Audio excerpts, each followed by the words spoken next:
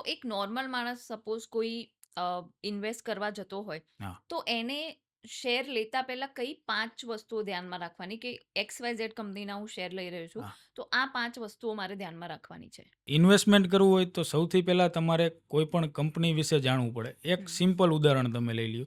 તમે રોજિંદા જીવનમાં કઈ વસ્તુ વાપરો છો? કોલગેટ વાપરો છો? કોલગેટ વાપરીએ છીએ. પાવડર કોઈ વાપરો છો? તો એ કંપનીનું વપરાશ કેટલો વધારે છે, હમ. તમને જાતે ખબર પડી શકે કે હમ. બધાના ઘરમાં આ વસ્તુ જોવા મળે છે, તો એ હમ. કંપનીની પ્રોડક્ટ સારી છે, હમ. કંપનીનું સેલિંગ વધારે થાય છે. પછી એ કંપનીનો તમે બાયોડેટા આપણે જે કહીએ, હમ. અમે એનાલિસિસ કહીએ, હા. એ તમે જુઓ કે કંપની ક્યારે બની, ત્યારબાદ કંપનીએ કેટલા ટાઈમે કેટલું રિટર્ન આપે છે, હમ. કેટલું ગ્રો કરે છે. અમુક કંપની એવી પણ હોય એનું દેણું વધતું જતું હોય. પછી તમે જુઓ કે કંપનીનું દેણું કેટલું છે. હમ. અમુક કંપની એવી એનું રેવન્યુ પણ જનરેટ થતું હોય, પ્રોફિટ પણ જનરેટ થતું હોય, હમ. પણ એનું દેણું દિવસે દિવસે વધતું વધતું જતું હોય. હોય.